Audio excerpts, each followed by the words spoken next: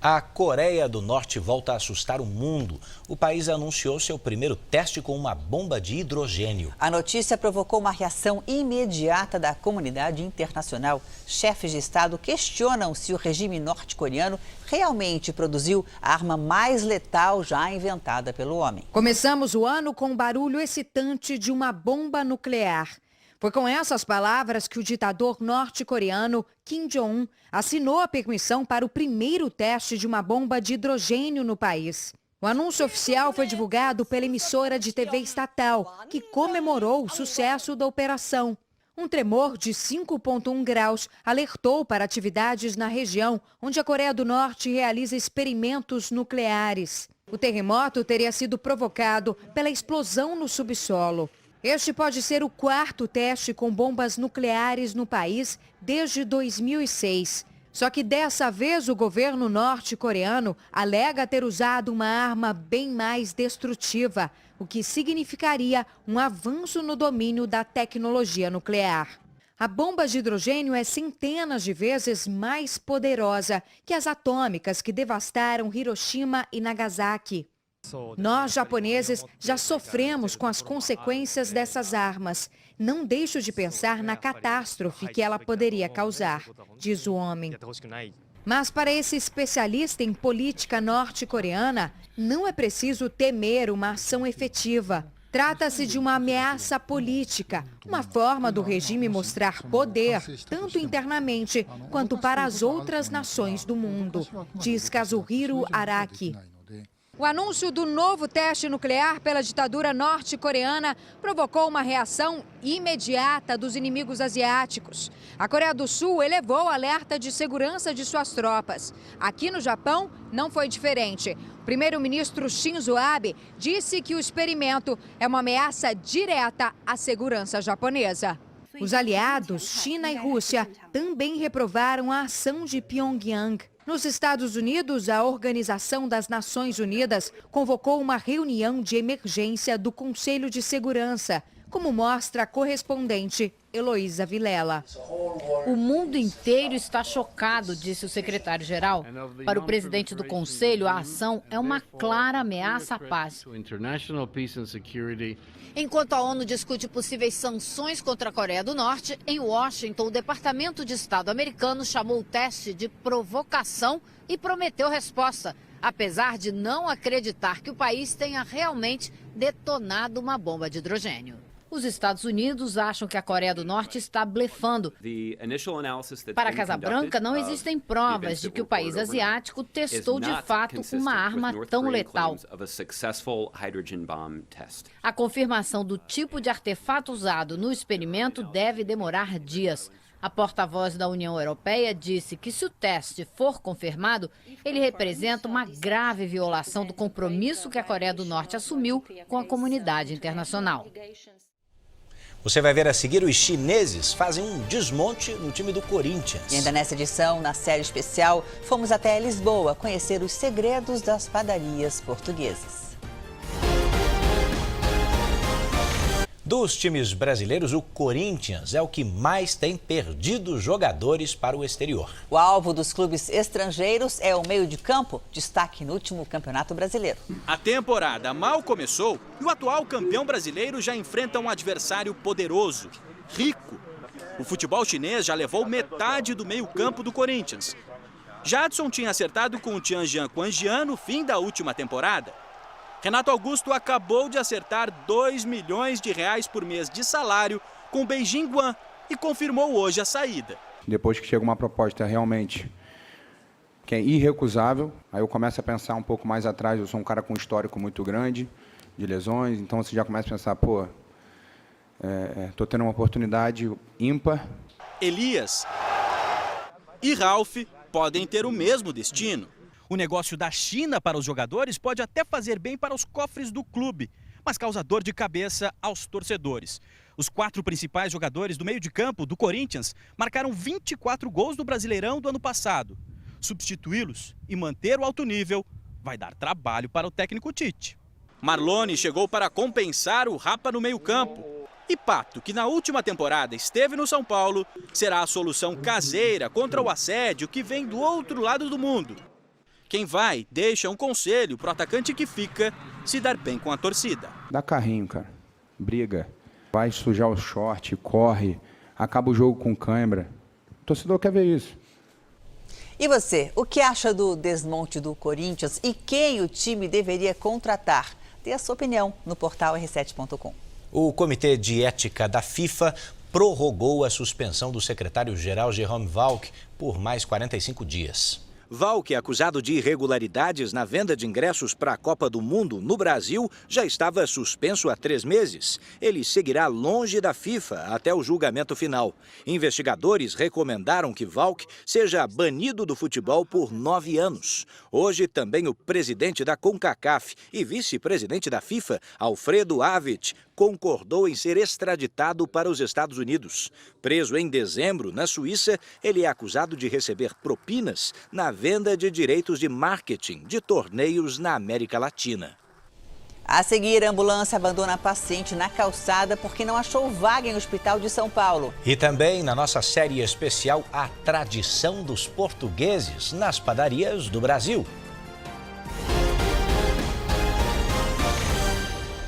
A população do Rio espera que as manobras do governo do estado para enfrentar a crise na saúde pública surtam um efeito mais rápido. Hoje foi mais um dia de caos para quem precisou de atendimento médico. Enquanto isso, o governo prevê gastar mais de 50 milhões de reais em publicidade e propaganda este ano. Com dor de ouvido, Gláucia foi ao maior hospital da Prefeitura do Rio. Depois de 3 horas e meia de espera, saiu frustrada. Eles não estão atendendo, a não ser se chegar de facada ou um atropelamento, ou então você tomar um tiro. Apesar dos problemas no atendimento, a rede municipal acaba de herdar 2 das maiores emergências do estado. Só hoje a Prefeitura anunciou a liberação de 25 milhões de reais para esses hospitais. Em um deles, com uma câmera escondida, nossa equipe registrou o caos. No corredor, dezenas de pacientes esperam em macas por atendimento. Não há privacidade alguma. Garis da Companhia de Limpeza Urbana, que substituíram os terceirizados sem salários, ficam no mesmo local para recolher o lixo. A mulher de Gerson tem um grave problema no fígado e precisa de um exame que nunca é marcado. Vai pagar como? 700, 800 reais na tomografia. Entendeu? O que o Estado devia fazer pra gente, ele não faz. No outro hospital que passou para a prefeitura, só a fachada ganhou cara nova. A pintura não encobre as dificuldades que fizeram a própria direção da unidade denunciar na polícia a falta de condições para receber a população. Jéssica até conseguiu médico para o filho de 7 meses, mas de nada adiantou. Não tem farmácia, não tem remédio. A transferência dos 2 hospitais está longe de resolver a crise na saúde. As UPAs, essenciais para a população, continuam sob as rédeas do Estado e custaram 740 milhões de reais só no ano passado. E o problema do governo do Estado vai além. O cofre está vazio também para pagar as tornozeleiras eletrônicas para o monitoramento de presos. O fornecimento do material está suspenso desde o último dia 17. Em meio à crise financeira, o Estado prevê um gasto com propaganda este ano 4 vezes maior do que em 2015. O governo planeja gastar em publicidade 53 milhões de reais, enquanto no ano passado a previsão era de 14 milhões. O orçamento aprovado pela Assembleia Legislativa ainda será sancionado pelo governador Luiz Fernando Pezão. Dinheiro que a população não tem dúvida seria melhor aproveitado na saúde. O que deveria ser priorizado é a dignidade da pessoa humana, a vida. Eu tenho vergonha de dizer que eu sou daqui. Em nota, o governo do Rio diz que fará todo o esforço para não ultrapassar o gasto de 38 milhões de reais em publicidade. E um paciente foi abandonado pela ambulância no meio da rua, em Cubatão, litoral de São Paulo. A porta da ambulância abre e o paciente é deixado na calçada. A mulher que gravou o vídeo se aproxima e fica assustada com a cena. Fica desumano, gente. O homem aparentemente tem um ferimento no pé e a mulher insiste. Tem que levar. Irritado, o motorista responde.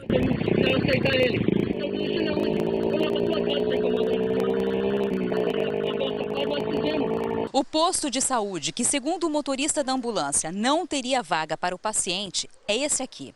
A direção da unidade conta uma história diferente. Diz que o homem, que tem 50 anos, foi trazido pelo resgate com sinais de embriaguez, recebeu atendimento médico e teve alta. A própria unidade aqui resolveu levá-lo até o endereço que ele forneceu, por estar sem acompanhante, né? Ele desce sozinho do veículo, ele já estava mais agitado no veículo, tendo danificado materiais do nossa ambulância, né? Ainda de acordo com o diretor da UPA, o vídeo não mostra, mas depois da confusão, ele foi levado novamente para a unidade de saúde e o serviço social do município foi chamado. O motorista e a auxiliar de enfermagem foram afastados temporariamente. A Prefeitura de Cubatão informou que está investigando o caso. Falta exatamente um mês para o carnaval e este ano quem deixou para decidir o roteiro na última hora pode ser surpreendido com promoções. A crise também ajudou a reduzir o valor dos aluguéis de temporada, bem mais do que era esperado. Veja a reportagem no Recife e em São Paulo. Mal o ano virou e já tem gente pensando no carnaval. A região Nordeste e o Rio de Janeiro são os destinos mais desejados, como sempre. Mas o que surpreendeu este ano é que a folia na capital paulista está atraindo mais turistas do que o normal. Estamos com uma perspectiva, uma procura muito grande de turistas para aproveitar o nosso carnaval aqui em São Paulo, devido às escolas de samba. A gerente explica ainda que 20% de quem sempre comprou pacotes com antecedência agora deixa para fechar o negócio em cima da data. E a crise também levou muita gente a diminuir o período de viagem. Antigamente, que você tinha viagens longas, como por exemplo de 7, 10 noites, hoje nós estamos trabalhando com viagens mais curtas. Quem ainda não programou a viagem do carnaval não precisa se desesperar. Dependendo do destino, praticamente não houve aumento no preço dos pacotes do último verão para cá. Pelo contrário, quem deixou para a última hora pode até pagar mais barato do que quem antecipou muito a compra. É o caso da Daiane, que pagou menos do que no carnaval passado para curtir a folia em Salvador. E aí no final do ano, por conta do 10º, e aí a gente também viu uma promoção, a condição de pagamento, poder parcelar em 10 vezes, foi uma coisa que ajudou bastante. E segundo Felipe, aumentou também a procura por um carnaval mais tranquilo.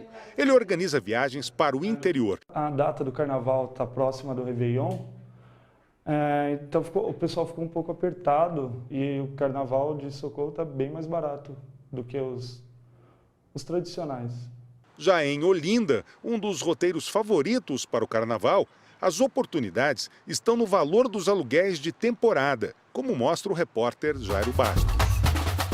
Aqui em Olinda, este ano, os turistas vão encontrar os aluguéis com os preços entre 15% e 20% mais baixos. Mesmo com essa oferta, Antoniela teve dificuldades para alugar a casa que tem no sítio histórico da cidade para o período de carnaval. Mas a gente perdeu, vamos dizer assim, 40% do aluguel. Para o Sindicato dos Corretores de Imóveis de Pernambuco, este é o reflexo da crise econômica que não deixou de fora o setor imobiliário de carnaval. Olinda, com suas ladeiras, atrai a cada ano milhares de turistas. A maior parte deles prefere alugar casas em grupos ou famílias. Mas, faltando um mês para a festa, as placas de aluga-se continuam na maioria dos imóveis. Esse ano é um ano atípico, né? Por conta da questão econômica. Quem vai fazer turismo, quem vem para passar o carnaval aqui, já está pensando duas vezes. Com a crise financeira por que passa o país, muitas casas que eram alugadas já com 6 meses de antecedência, justamente para evitar a concorrência, ainda estão vagas. Nesta rua, onde acontece a maior concentração de blocos carnavalescos, eu contei 15 casas ainda por alugar. Vão segurar aí ainda mais umas 2 semanas para chegar um pouco mais próximo do carnaval e ver se fecha aí um pouco mais barato. A chuva fica mais intensa no interior do país nesta quinta-feira. Há risco de temporais sobre o centro-oeste, principalmente Mato Grosso, por causa de uma área de alta pressão que se forma sobre a Bolívia e faz os ventos girarem no sentido anti-horário na atmosfera. A chuva forte continua também entre Bahia, Tocantins e Maranhão. No sul e no sudeste, os temporais serão mais isolados. O tempo fica seco e o sol predomina em parte do Rio Grande do Sul, em Roraima e do norte paulista ao sul baiano. ano. À tarde faz muito calor em Manaus, com máxima de 34. No Rio de Janeiro, a máxima é de 33. Já em Brasília, por causa da chuva forte, a temperatura não passa dos 24 graus. Em Curitiba, faz 26. Em Salvador, 30 graus. Em São Paulo, pode chover rápido no fim do dia. À tarde, faz 28 graus. Arqueólogos de Israel descobriram ruínas de uma fortaleza erguida há mais de 2.000 anos. O correspondente Herbert Moraes foi até lá para contar essa história. O que já foi um estacionamento, hoje é uma cápsula do tempo. Há quase uma década, arqueólogos israelenses trabalham aqui. E à medida que as escavações aumentam, a história vem à tona. Ruínas de várias civilizações já podem ser vistas. Mas recentemente, a Autoridade de Antiguidades de Israel anunciou uma importante descoberta. A fortaleza de Acra foi erguida 200 anos antes de Cristo, numa época em que os gregos dominavam essa região. Naquele tempo, os judeus se revoltaram contra o rei Antíocos, que havia proibido as celebrações religiosas aqui em Jerusalém. Por isso, ele mandou erguer essa fortaleza para conter a revolta. Encontrar os vestígios de Acra era um dos grandes mistérios da arqueologia e levou 100 anos para ser resolvido. Pesquisadores achavam que a fortaleza ficava dentro dos muros da cidade velha de Jerusalém e não do lado de fora, como descobriu a equipe de Doron Ben-Ami. O arqueólogo responsável pela escavação diz que aqui foram encontradas moedas e alças de jarras, que teriam pertencido ao templo. Estilingues e flechas também podem ser remanescentes das batalhas entre o exército grego e os judeus. Tantos arqueólogos procuraram por esse local. É, sem dúvida, um marco na história da arqueologia bíblica. Pastelaria, confeitaria ou padaria? Fomos tirar essa dúvida em Portugal. É a terra de doces maravilhosos e dos nossos patrícios que vieram para cá e se tornaram os reis das padarias.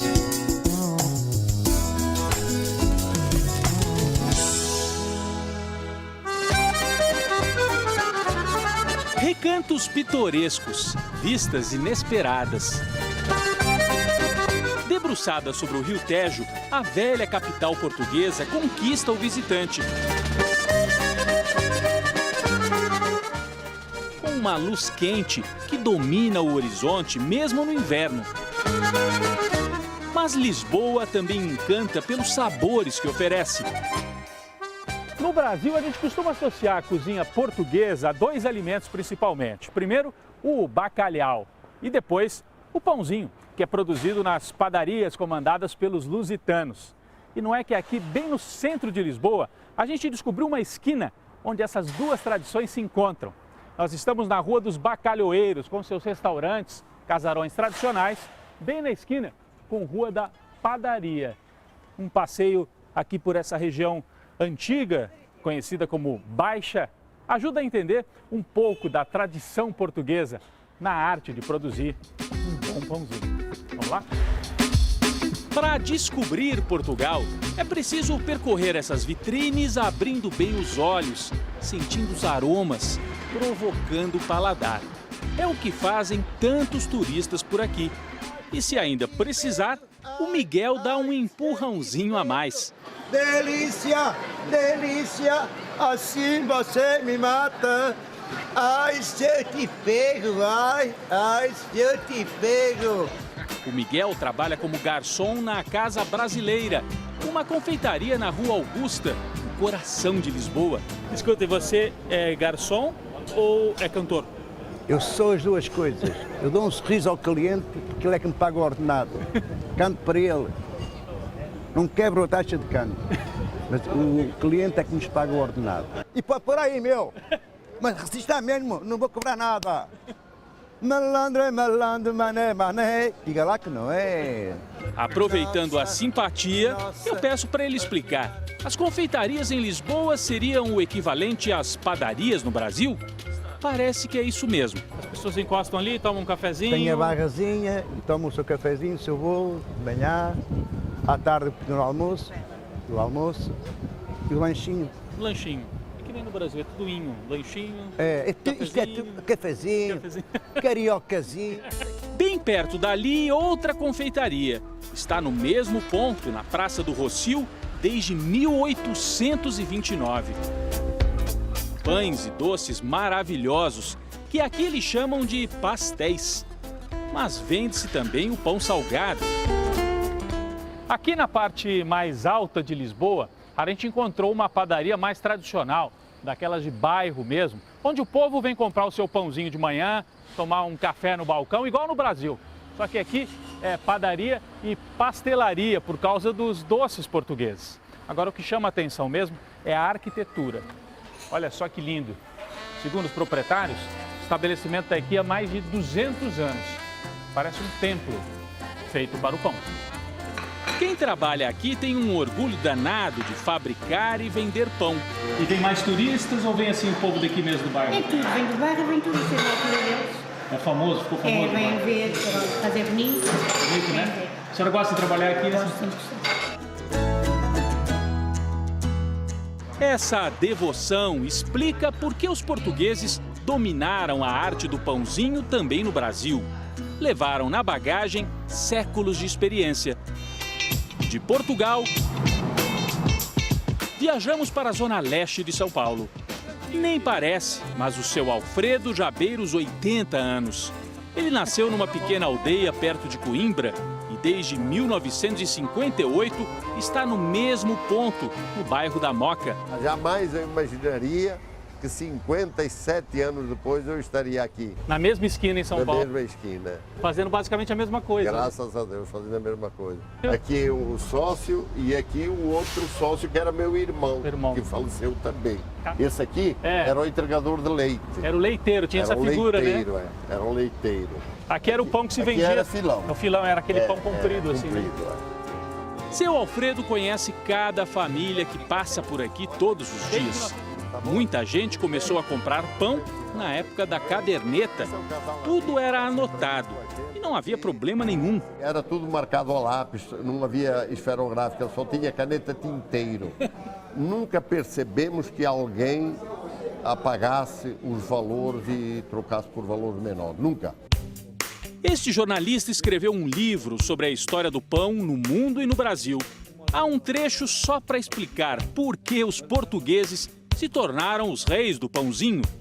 Odir conta que no início as padarias em São Paulo, principalmente, eram dominadas pelos italianos.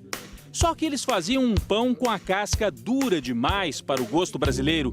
Bom, o pão italiano é um pão mais duro, que havia mais dificuldade para ele ser feito, né? Demorava um pouco mais. E pelo fato de ser mais duro, ele muitas vezes provocava problemas dentários nos brasileiros que não tinham uma dentição muito forte, digamos assim, né? Foi aí que os portugueses, em geral imigrantes de famílias pobres, chegaram para dominar as padarias. Os portugueses trabalhavam sábado e domingo e com o tempo faziam 3 fornadas de pães quentes por dia. Um pão mais macio, um pão mais saboroso, né? E um pão quentinho. Seu Alfredo concorda.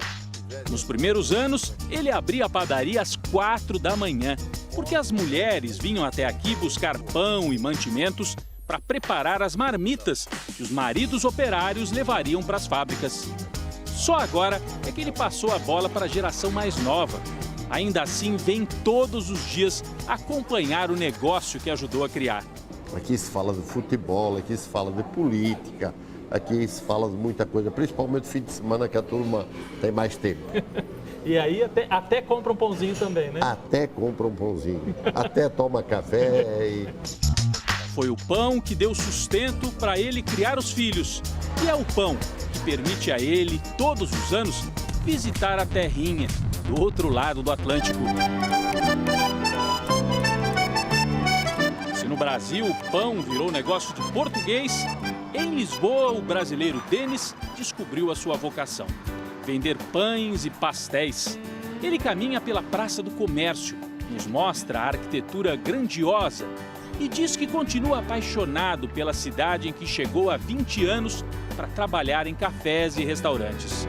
Natural do Espírito Santo, virou sócio dessa confeitaria, que fica justamente ali, na Rua da Padaria, que nós mostramos no começo da reportagem. Rainha Dona Amélia.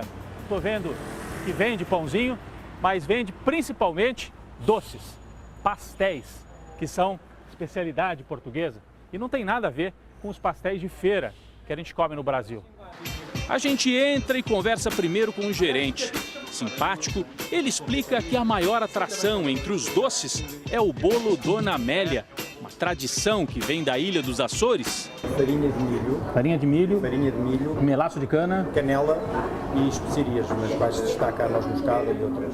É uma delícia. A vitrine é uma tentação.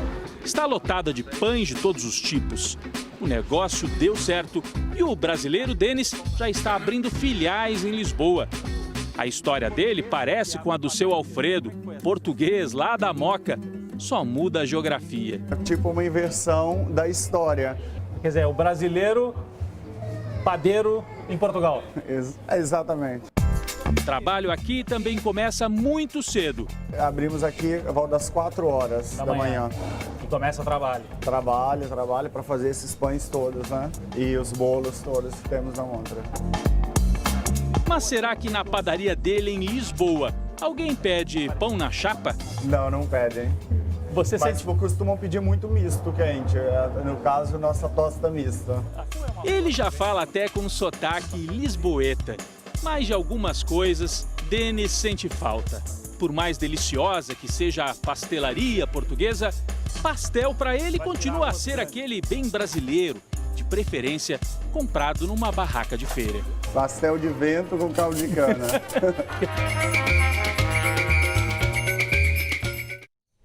O Jornal da Record termina aqui. As reportagens dessa edição estão no R7 Play. Fique agora com o terceiro episódio de Conselho Tutelar. Boa noite para você. Boa noite e até amanhã.